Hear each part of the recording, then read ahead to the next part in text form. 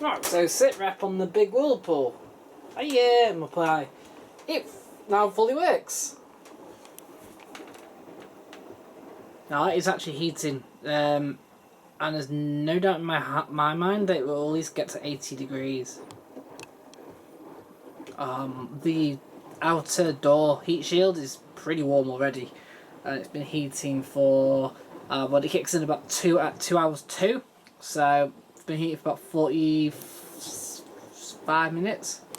I've attached everything back on. We're now fully running again. So we've also cleaned the door seal, so that's nice and mold free now. And we've also reattached the front panel, which there was a screw missing, but what that means is that there's 2 screws out the back now missing. When I put it back together, then I found that one, which is a plastic screw. So that's where like the for the soap dispenser hopper kind of thing. I'm gonna put 2 in, that kind of like similar anyway, but not that type at the front, so I'm not really sure where that's actually come from. Oh well. Nice working machine now. I can't wait to get some washing in it tomorrow. Because I'm gonna leave this and that service going. That service is gonna go up to my storage garage for now, so we can have some room in here. It's looking pretty good. Right, so on the last spin of the last cycle, it was vibrating, like a knocking noise. And I think I know why. That's mounted fine, I think, actually, that one. I can't actually feel under there. It's kind of like going in a bit. Not brilliant, but that's fine. But I think this one,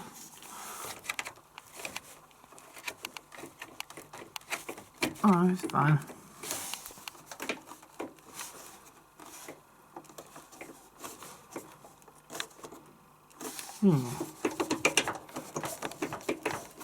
They just don't really mount underneath properly. Let's try the rear ones.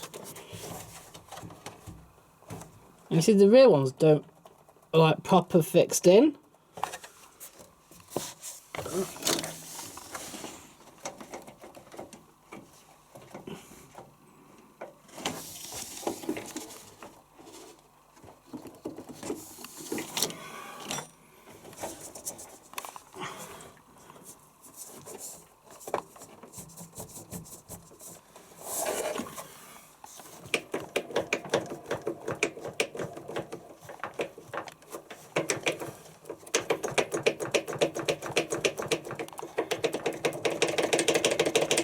Right, it's definitely that noise. Now I've started rattling that about, we definitely know it's how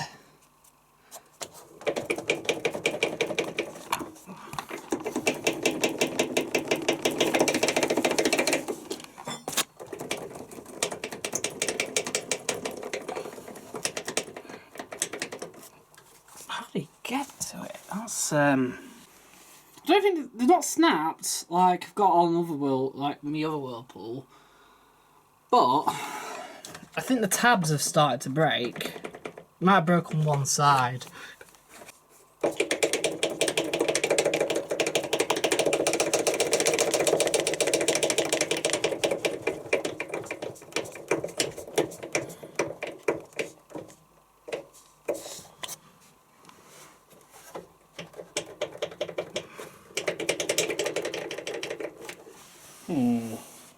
Not great. Whirlpool quite well built, but the shock goes up has always let them down. Right.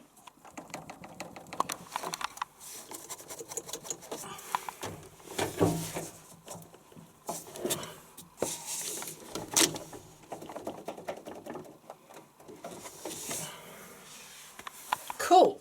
So now, hopefully, he won't rattle. Or at least not as much, anyway. I think there's the rear one.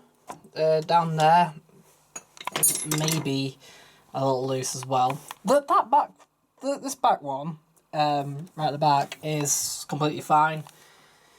The two at the front were, I don't know, because when you actually look at them, you go, well, they don't look any different. The thing is though, what is different though are the tabs on the bottom bit.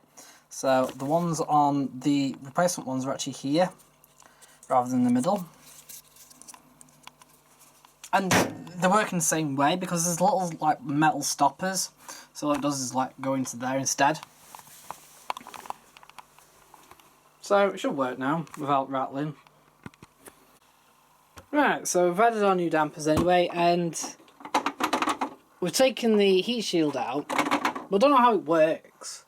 But the heat shield sort of goes in between here and here and here, right? And goes up. But it sits in this plastic thing, but unfortunately it rattles because it doesn't actually screw into anything. It doesn't clip into anything, it doesn't screw into anything. Somehow that heat shield stops this from rattling. The moment you remove it, I put the insert back in, you could actually take this all out completely, because actually the whole door is literally made of this white plastic and this one, and that's it. So it might be a case where we just take them off.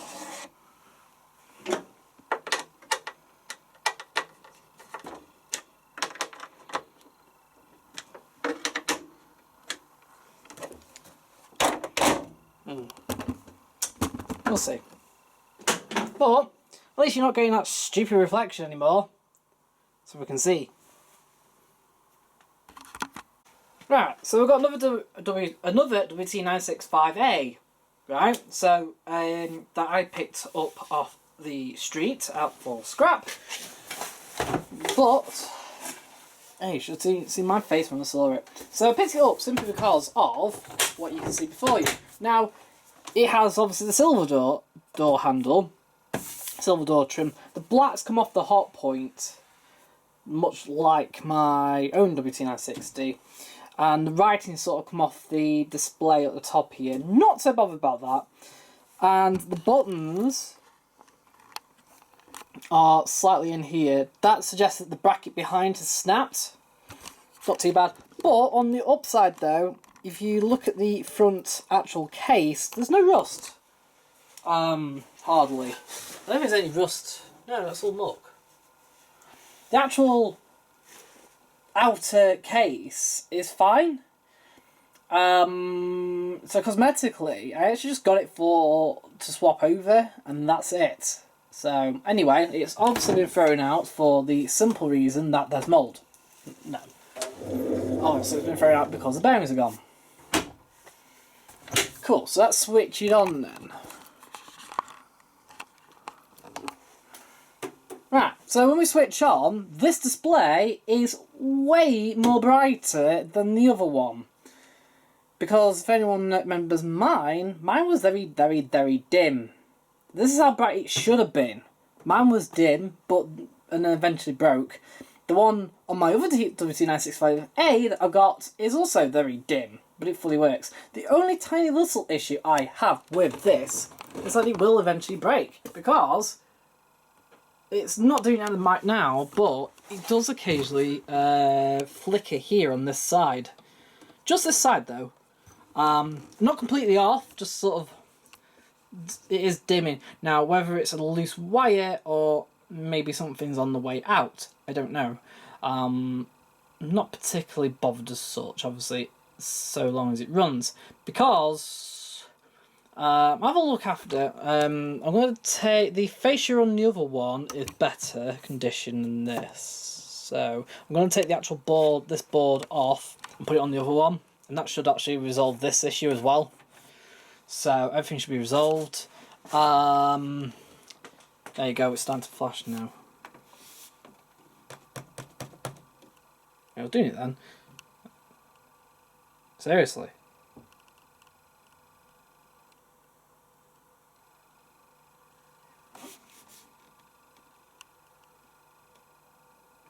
Anyway, 95. There we go, we're flickering.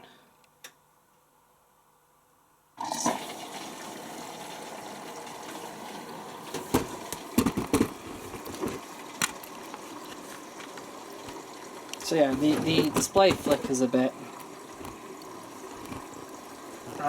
Just shove some aerial in, just to, some DAS in, just to sort of. I know it's just like a bit of a test wash, but ugh, grubby, grubby, grubby, grubby.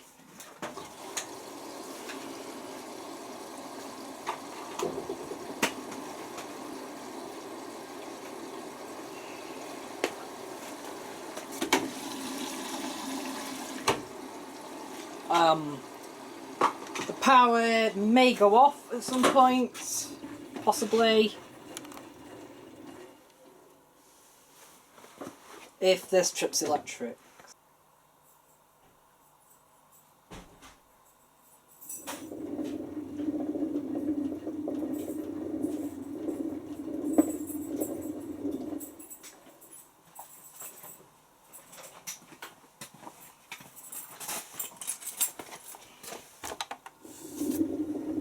Oh, okay, the heater's still working, but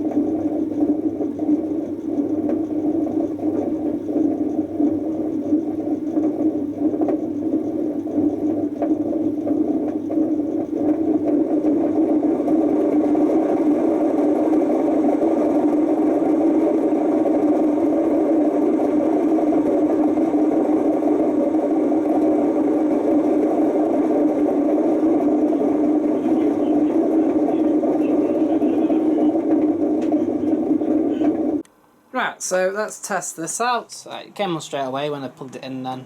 But watch, we'll have I'll show you.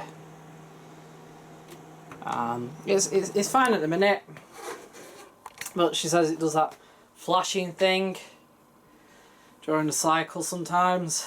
So it should be okay though.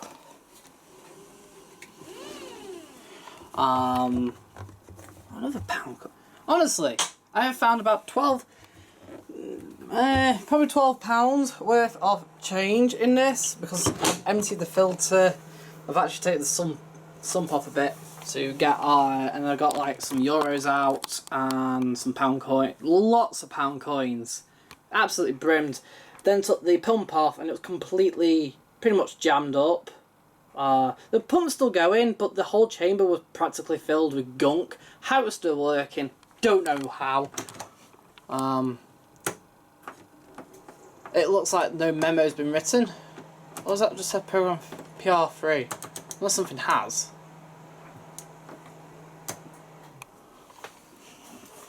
What have we got to? Wool, and then silk, then flash clean, flash colours, flash nylon, daily. Although knowing this, so these are the lying times, the ones I had with WIXC127, I just told the truth.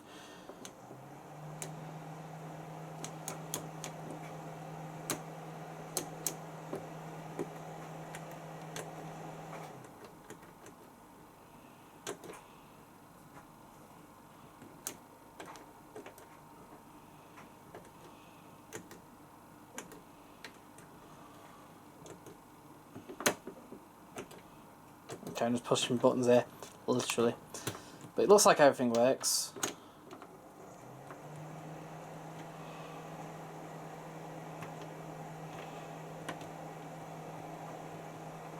And yeah, it's a 1600 spin, which makes it extremely rare. If the lights are flickering, easy enough fix. All the drum pedals are fine. Obviously sorted out the filter. Bearings, spider's fine. So what we're going to do is we're going to put some DAS in, set it going, see what it does. Flashing might have been caused, if it was coming up with an error code, it might have been caused by the drain.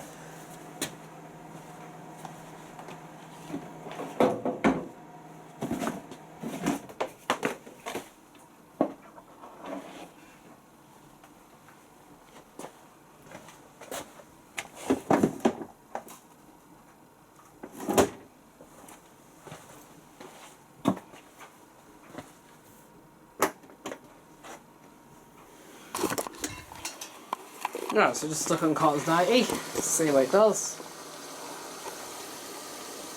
So the reason why I bought it is because, well, I bought it because it looked like there was no rust anywhere. There certainly isn't any under here. But then when I've actually picked it up, I found there's a spot bubbling here. Oh, the kick plate is present, it's just in the car. I obviously took it off to undo the filter. That's when I found out that the whole thing was clogged up. That's one of the reasons why I'm running this night wash as well. But it was actually set to Pro on 2 as well, oddly. So they've either used at least 90 or 60 or even a long 40 when doing the washing. So, but clearly whatever they've been using has been clogging up that filter. Literally, it was just all gunk.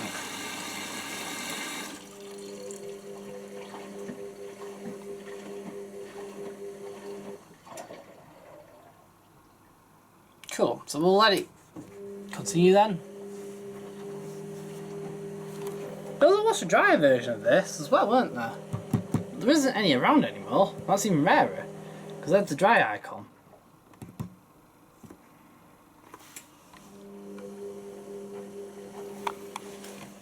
Right, I'll leave it going. I'm going to my lunch. Huh? Oh yeah. 2 minutes 38 to go. Right, so we're actually only about 40 minutes in. We've clearly heated up. We've got just under an hour left on the timer, whether that's true or not. But yeah, it's auto half. This does have auto half load sensing. They all did back then. It just wasn't really very visible for the most part.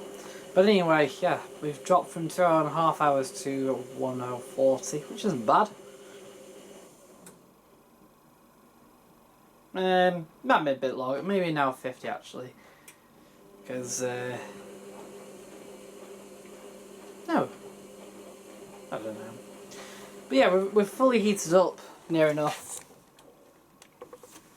We're probably about 60 or 70 right now. Oh, so we've done the main wash, we've done the cool down and the first intermediate spin.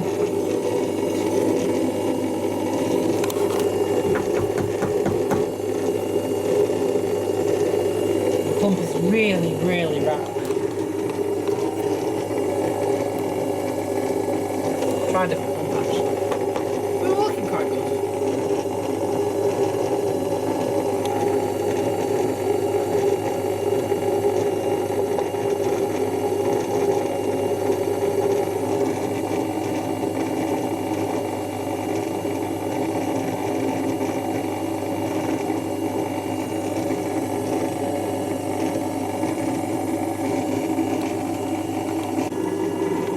Maybe onto this afterwards.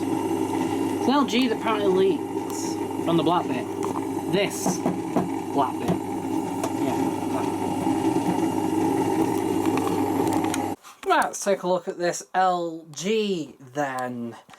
This LG, when it stops being blurry, FH4U2VCN2. Yeah, I don't understand my numbers. Look how black this is. It's disgusting. Anyway, the problem with it is apparently it's leaking from this? Huh? Yeah, exactly. Or this black bit, who knows. Just said the dark black bit. There. Anyway, the weird thing about this, there's no holes, can't see anything, there's no, the door seems to be fine against the thing, seems to be sealed properly, it stinks to high heaven. This clearly hasn't gone beyond maybe 20 or 30 in a long time. Maybe SP14's been probably used on everything. Yeah, I can see that happening.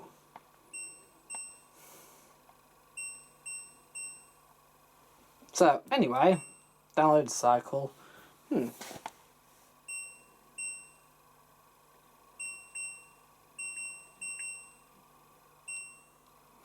Right, so, to clean.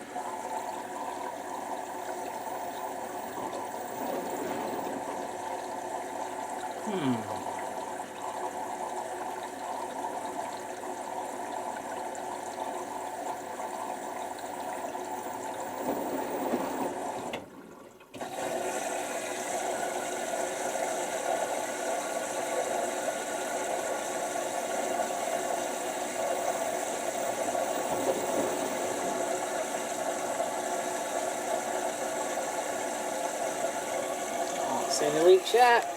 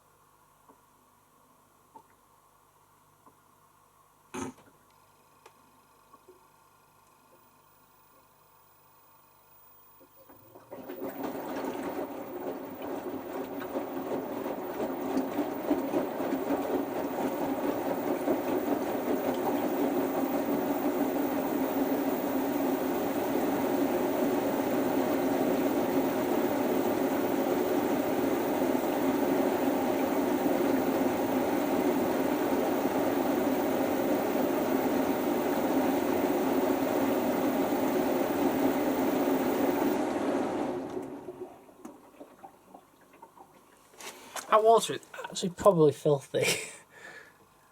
I think it is as well. Even though, like, obviously this is dark.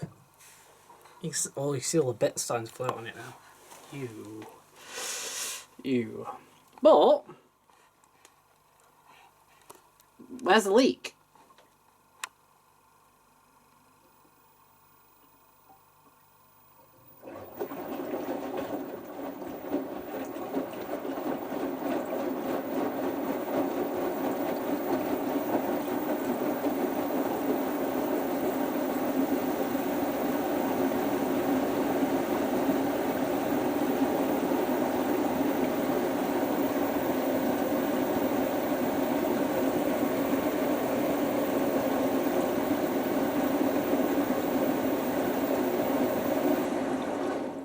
is interesting now, it's more to do with the direct drive, is like this direct drive is even quieter than, because this is obviously a newer machine. This is like a 2000, it's only less than 3 years old, so 2016-17 machine.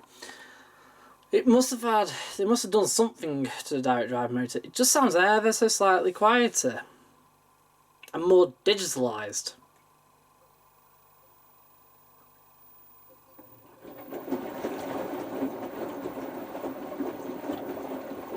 Anyway, plan is get this going, which we think we probably have. Take the door off the silver LG that I've got. Put it on here. Take this door off. Run this for a while now with the other LG. Do some wash races and stuff. Then sell this LG and the silver LG as is, because I'm not going to do anything with the silver LG, I think, because the silver LG is now fully working when it's got a new Hall sensor. Obviously the middle programs aren't working, that's all. But I don't mind that. And then this should be still fully working by the looks of things. What the hell is going on? Where's this leak?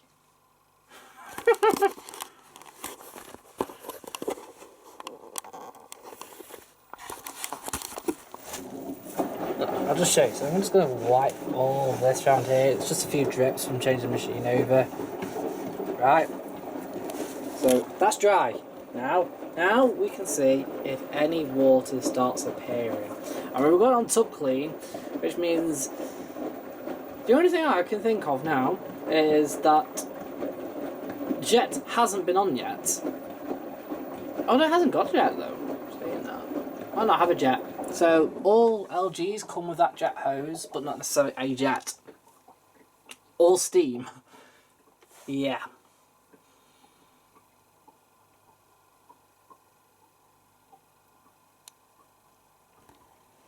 Cool. Right, I'm going to let this go. I need to go on my work, see what happens.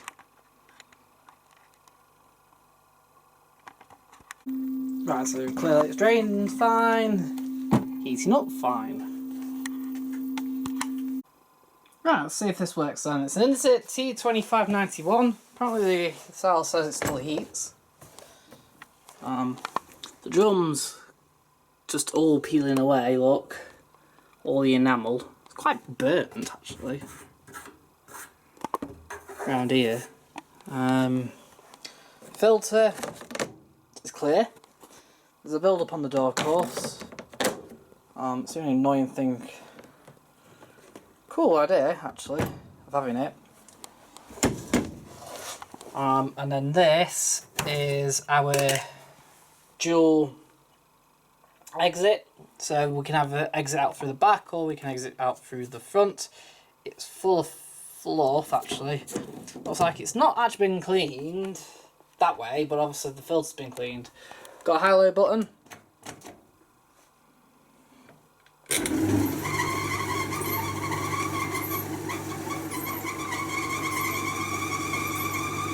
A bit squealy.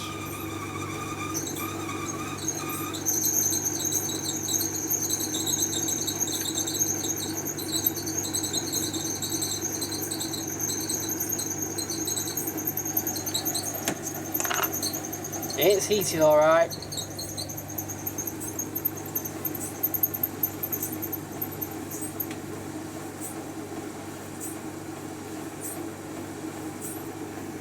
Yeah, stop now.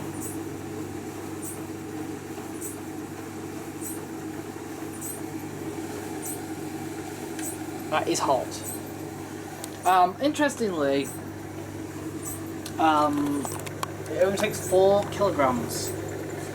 And it takes around 90 minutes with, wow, that is warm. It takes 90 minutes apparently with 4 kilograms for high heat, and 120 minutes on low heat for acrylics.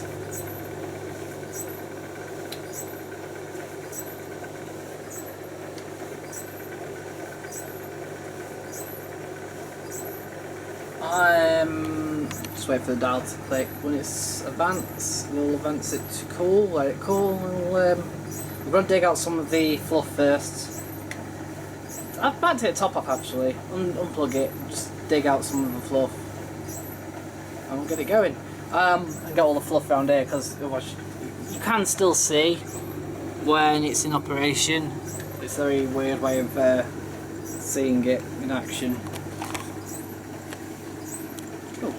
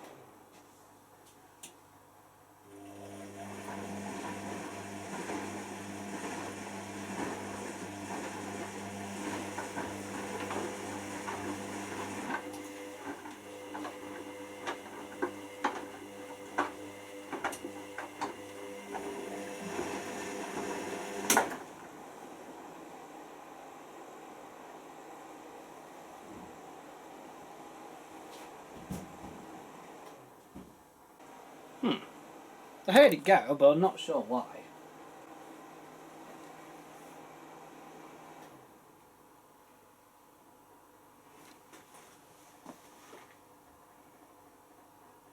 Right.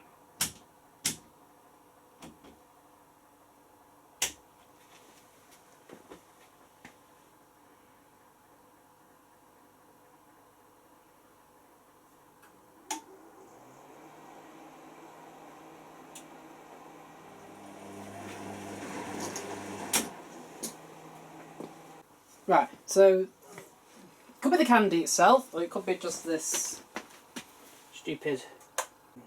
That candy was working, and since it was last working, all I've done is change the belt. That's literally all I've done.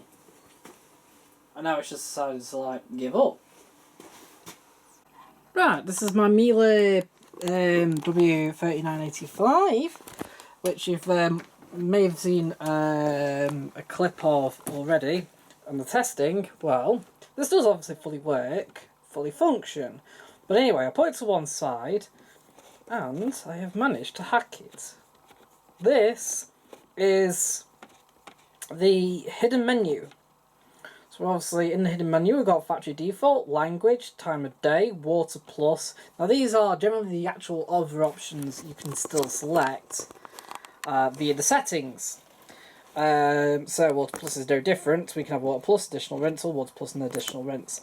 That's how I normally do it. Gentle action can obviously be activated, which will make it's better for really soft water areas. So it kind of reduces the thudding action. We've got subs cooling on, which we need. Code is now set. It's set to the standard code.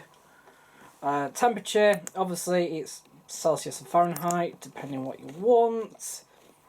Then we've got the buzzer, of course, keypad tones, buzzer off.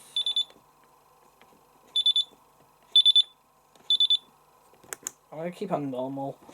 I don't really like the buzzer, it's too annoying. Keypad tones off. Oh, them on actually. There we go. That's something you can't have on the PW6055 that I've got, the commercial one, which is still here. It'd be nice to get that going. Display contrast, standby mode, standby, not in current program. So it's the same with the other W228, so that 288 I've got. That was on initially, so when you see the videos of that, sometimes it will go off because I didn't have the standby mode turned on. Memory just remembers what options you last selected, including temperature. Water intake, so you can either have a cold or a hot and cold. Obviously it's all set up so you could add a hot anyway, so that's pretty cool. But it's much like the PW6055 that I've got. With that you can actually attach two colds if you want, or have one hot and one cold of course, and then you select it via the thingy, but it adds on 10 minutes if it's just cold.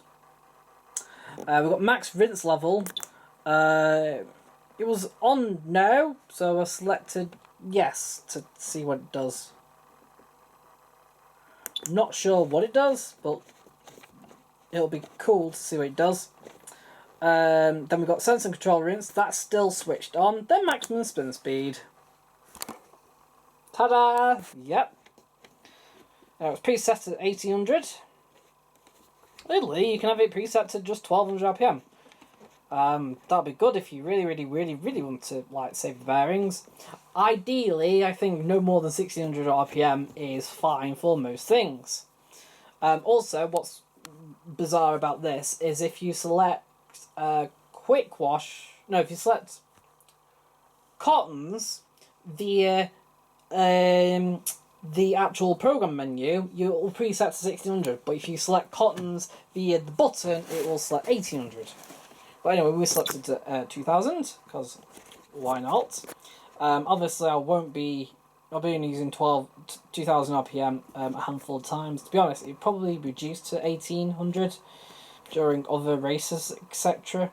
Unless it's obviously up against the Grenier now, which will happen. So that's going to come up, and it will have a 2000 spin race. You can have 5/6 kilo. You select the 5, your weight sensor will adjust accordingly, as well as the programming. And then you've got suds container units, which is whatever it is. Shock absorbers, that basically determines what shock absorbers are attached. Now these higher up ones have we've got friction dampers. That's what's already preset, so I'm presuming that's what's already. You can have hydraulic ones, which, to be honest, I'm quite surprised this doesn't have. Now you obviously got low to low control, which is obviously turned on. Heater rating is preset. Country version. Now this is where it gets a bit interesting. So we have Europe, Sweden. I thought Sweden was in Europe, but don't ask me on my geography. My geography is pretty poor. But anyway, I'm just going to go with Sweden is in Europe. So why is Sweden got a separate one? Then we've got Australia and USA. Now, what makes me interested about the Swedish one is will they actually give me more programs. Now, I'm going to look up the Swedish version of this manual and see what programs it has. Because I'm thinking it may give you more programs. Australia, I think, has... USA will be very limited more.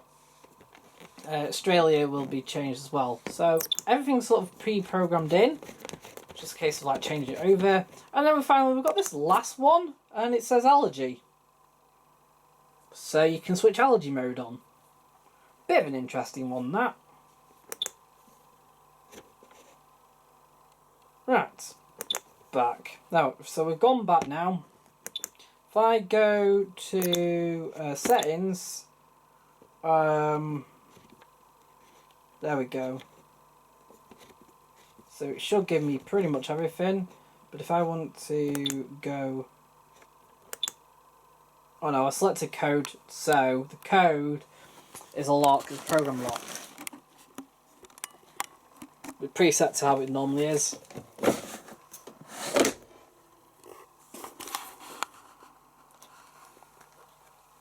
Right, so I just need to like put this back together now.